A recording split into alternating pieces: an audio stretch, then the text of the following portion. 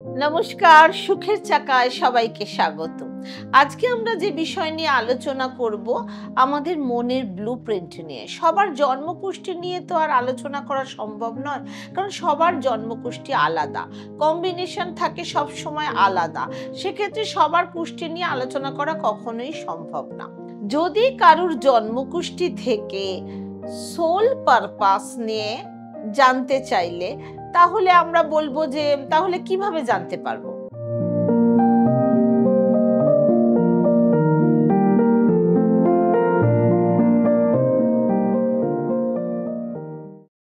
যখন আপনি আপনার লাইফে এক্সপেরিয়েন্স করবেন তখনই আপনি আপনার সোল পারপাস বুঝতে পারবেন। আমাদের প্রবলেম হচ্ছে আমরা জীবনকে অনুভব করা ছেড়ে দিয়েছি এবং যেসব জিনিস আমাদেরকে দিয়ে দেওয়া হয় আমরা কেবল সেই জিনিসটা নিয়েই জীবনযাপন করি, ওইটুকুর মধ্যেই সীমাবদ্ধ থাকতে চাই।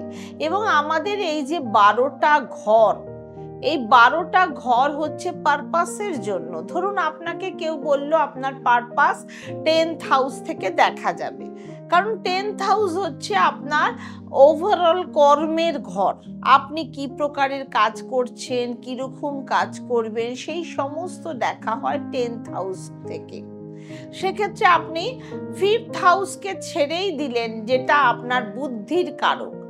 যখন আপনার ভেতর কোনো বুদ্ধিই নেই, অনেকে 10th হাউস দেখেই বলে দেয় এই কর্মটা হবে, কিন্তু যার মাথায় বুদ্ধি নেই তাহলে আপনি জানবেন কি করে আপনাকে কি কর্ম করতে হবে? এবং যদি আপনার রাইট গাইডেন্স না পান 9th হাউস থেকে, তাহলে আপনি লাইফে উন্নতি বা কিভাবে করবেন, ভাগ্যোন্নতি আপনার কিভাবে হবে? যদি আপনার মধ্যে ডিজায়ার না থাকে, 11th হাউস হচ্ছে ডিজায়ারের ঘর।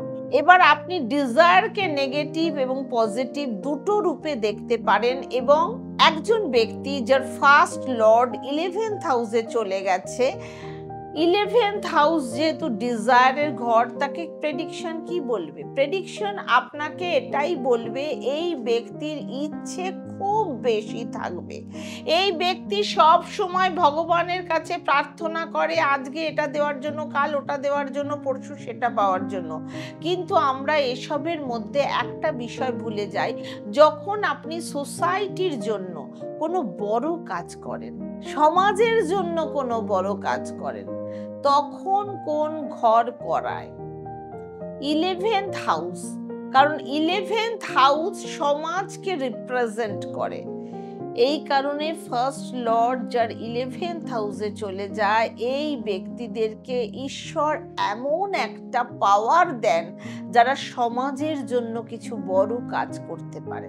সেক্ষেত্রে একটা ব্যক্তি যে সব সময় নিজের ইচ্ছা নিয়ে চলে, আমার এইটা চাই, ওইটা চাই, সেইটা চাই, এবং আর এক ব্যক্তি সমাজের উন্নতির জন্য চলে, এই দুজনেরই একই প্লেসমেন্ট থাকে, কিন্তু দুজনের অ্যাওয়ারনেস একটা ডিফারেন্ট লেভেলে থাকে, যার কারণে একটা ব্যক্তি বড় পারপাসের জন্য কাজ করে এবং একটা ব্যক্তি ছোট পারপাসের জন্য কাজ করে।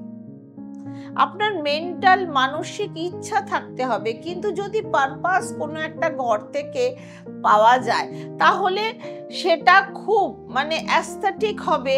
কারণ ফার্স্ট হাউস হচ্ছে ব্যক্তিত্ব এবং সেকেন্ড হাউস হচ্ছে যে সমস্ত জিনিসকে আমরা এক জায়গায় করছি, সংগ্রহ করছি, ধন সম্পত্তি যেখানে জমাচ্ছি। যদি আপনি কাউকে জিজ্ঞাসা করেন সেকেন্ড হাউস কি, তাহলে অনেকেই বলবে সেকেন্ড হাউস হচ্ছে ওয়েলথ, সম্পদের ঘর। কিন্তু যদি আমি বলি সেকেন্ড হাউস হচ্ছে মিশন, তাহলে যদি কোনো একটা ব্যক্তি কোনো মিশনকে তৈরি করে যে আমি এইটা করব, এই মিশনটা তৈরি করার জন্য সে টাকা জমায়, তাই না? সেই মিশন সেকেন্ড হাউস থেকে তৈরি হয়। তারপর সেকেন্ড হাউস আপনার সংস্কার, এই যে আপনার মনের সংস্কার, অনেক বড় রুলস আছে। আমরা কম বেশি সবাই জানি যে ব্যক্তির বৃহস্পতির দৃষ্টি সেকেন্ড হাউসে পড়ে, সেই ব্যক্তি ছোটবেলায় ভালো সংস্কার পায়, ভালো পরিবেশ পায়, ভালো কিছু শিক্ষা পায়। বৃহস্পতি হচ্ছে উচিত এবং অনুচিতের কারক, কি করা উচিত এবং কি করা উচিত না, এই বিষয়টা ঠিক করে বৃহস্পতি। সেক্ষেত্রে বৃহস্পতির মতো প্ল্যানেট যদি সেকেন্ড হাউসে দৃষ্টি দেয় তাহলে সেই ব্যক্তির ছোটবেলা ভালো সংস্কার পায়। যদি সেকেন্ড হাউসে নেগেটিভ গ্রহের দৃষ্টি পড়ে তাহলে সেই ব্যক্তি ছোটবেলায় কোনো রকম ভালো সংস্কৃতি পায় না। ধরুন সেকেন্ড হাউসে রাহু দৃষ্টি পড়লো, সে নানা রকম অবস্ট্রাকেলের মধ্যেই বড় হয়। এবার অনেকেই প্রশ্ন করবে, যদি কারোর সংস্কার ভালো থাকে এবং বৃহস্পতির দৃষ্টি পড়ে আবার রাহুরও দশা থাকে তাহলে কি হতে পারে? আমাদের জন্মকুষ্ঠিতে কিছু নিয়ম ঠিক করা থাকে যেটা আমাদের সাথে অবশ্যই হবে এবং দশা বলে যে কবে হবে। রাহু যদি সেকেন্ড হাউসে থাকে তাহলে কোনো রকম লিঙ্ক না থাকে এবং রাহুর দশা যদি না আসে তাহলে কোনো রকম উল্টোপাল্টা কিছু বা গড়বড় কিছু সেকেন্ড হাউসে হবে না। আমরা যদি 40-50 বয়সের কোনো লোককে জন্মকুষ্ঠি দেখি তাহলে আমরা ভুলে যাই আমরা যে সামনের জনকে গাইড করতে বসি সেই ব্যক্তির পাস্ট এক্সপেরিয়েন্স কিরকম ছিল, কারণ তার পাস্ট এক্সপেরিয়েন্স কখনো না কখনো তাকে ট্রমাটাইজ করেছে অথবা এনার মধ্যে একটা ইনসিকিউরিটি ভরে দিয়েছে। ইনসিকিউরিটি এসেছে কখন? যখন ওনার ওই দশা শুরু হয়েছে এবং এই ইনসিকিউরিটি কোন ভাবের সাথে যুক্ত আছে। যদি কোনো ভাবের সাথে নেগেটিভ প্ল্যানেট থাকে, ধরুন ছোটবেলায় সেকেন্ড হাউসে কারুর রাহু বসে আছে, তার দশা এসেছে এবং রাহু হচ্ছে সেপারেট প্ল্যানেট, সেক্ষেত্রে সেই বাচ্চাটিকে বা সেই ব্যক্তিটিকে হয়তো ছোটবেলায় কোনো হোস্টেলে কোথাও দূরে পাঠিয়ে দিতে হতে পারে। ধরুন তার বাবা মার থেকে তার একটা সেপারেশন হতে পারে, বোর্ডিং স্কুলে সে পড়তে পারে, তার পেরেন্টসের মধ্যে কেউ দূরে কাজে চলে যেতে পারে, এই ধরনের ঘটনা ঘটে। সেক্ষেত্রে সেকেন্ড হাউসে যদি কোনো রকম নেগেটিভ প্ল্যানেট থাকে তাহলে বাবা মার সাথে সন্তানের একটা সেপারেশন অবশ্যই হবে এবং সেটা ফিজিক্যালি হোক অথবা মেন্টালি। তাহলে সেকেন্ড হাউস আমাদের জন্য খুব ইম্পর্টেন্ট হাউস। সেকেন্ড হাউস থেকে হাউস ঠিক করে আমাদের কোন জিনিসকে ভ্যালু দিতে হবে, কোন জিনিসকে মান দিতে হবে।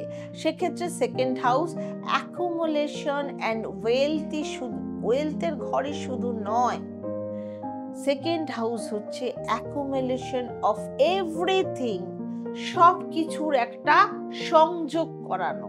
তাহলে যে ব্যক্তি যে জিনিসকে বেশি মূল্যবান ভাবছেন সেই ব্যক্তি সেই জিনিসটাকেই গুরুত্ব দেবেন। এবার আসবো থার্ড হাউস। অনেকের মনে হয়তো প্রশ্ন আসবে থার্ড হাউস কতটা মূল্যবান বা থার্ড হাউসের কি কাজ। ধরুন কারো থার্ড হাউসে কোনো শুভ গ্রহ বসে আছে, যেমন ধরুন শুক্র, বৃহস্পতি, বুধ থার্ড হাউসে, পরিশ্রমের ঘর, সেক্ষেত্রে শুভ গ্রহ সেই ব্যক্তিকে বেশি পরিশ্রম করাবে নাকি কম করাবে? কোনো পরিশ্রমই করাবে না, কারণ হচ্ছে সেটা শুভ গ্রহ। বুধ, শুক্র, বৃহস্পতি এই সমস্ত গ্রহ কখনো হার্ড ওয়ার্ক করায় না। এই গ্রহ হচ্ছে সুখ, শান্তি, সমৃদ্ধি এবং লাক্সারিয়াস গ্রহ। সেক্ষেত্রে এই গ্রহ আপনাকে কোনো রকম পরিশ্রম করাবে না, এগুলো সব সময় আপনাকে ভোগ করাবে। এই থার্ড হাউসে বসা শুভ গ্রহ দৃষ্টি 9th হাউসে গিয়ে পড়বে, মানে ভাগ্যের ঘরে পড়বে। সেক্ষেত্রে আপনার ভাগ্যোন্নতি অনেক বেশি হবে, অনেক চমকাতে শুরু করবে। এবার ধরুন থার্ড হাউসে কারোর অশুভ গ্রহ বসেছে, যেমন শনি, মঙ্গল, কিন্তু অশুভ গ্রহ কোনোটাই নয়, কিন্তু তাদের কাজের মাধ্যমকে অশুভ বলা হয়, যেহেতু বেশি কাজ করায়, বেশি খাটনি করায়, সেই কারণেই মানুষের ধারণা সেটা অশুভ। কারণ মানুষ সবসময় কোনো কাজ না করে সুখ চায়, শান্তি চায়। অনেকে ভাবে যদি কোনো কাজ না করেই ভালোভাবে থাকা যেত তাহলে হয়তো খুব ভালো হতো। সেক্ষেত্রে শনি মঙ্গলের এই সমস্ত গ্রহ আপনাকে কাজ করায়, আপনাকে খুব খাটাখাটনি করায় এবং তারপরে রেজাল্ট এই আপনার ভালো হয়। সেক্ষেত্রে আপনি যত পরিশ্রম করবেন তত আপনার ভাগ্যোন্নতি হবে। তাহলে থার্ড হাউসেরও ইম্পর্টেন্ট বেড়ে গেল। এবার যদি আমরা ফোর্থ হাউসে আসি, ফোর্থ হাউস হচ্ছে আমাদের মেন্টালিটি, আমাদের চিন্তা ভাবনা, আমাদের বিচার, এই সমস্ত জিনিস ফোর্থ হাউস থেকে আসে এবং ফোর্থ হাউসে যে কোনো গ্রহ বসে যে দৃষ্টি দেবে 10th হাউসে সেই দৃষ্টি পড়বে, আমাদের মনকে তৈরি করে, আমাদের কর্ম কেমন হবে। আপনি এই রকম প্রকারের 1 থেকে 12 ঘর দেখে বুঝতে পারবেন কোন ঘর কিরকম কাজ করছে। 10th হাউসে যে শুধু কাজ করে আর বাকিরা কাজ করে না, এই ধারণা কিন্তু সম্পূর্ণ ভুল। ভিডিও ভালো লাগলে অবশ্যই লাইক করবেন এবং ভিডিও ভালো লাগলে লিখবেন বাকি ঘরের বার্তাও আমি পরের ভিডিওয়ে আবার জানাবো। সুখে থাকুন, ভালো থাকুন, সুখের চাকার সাথে থাকুন। ওম শান্তি।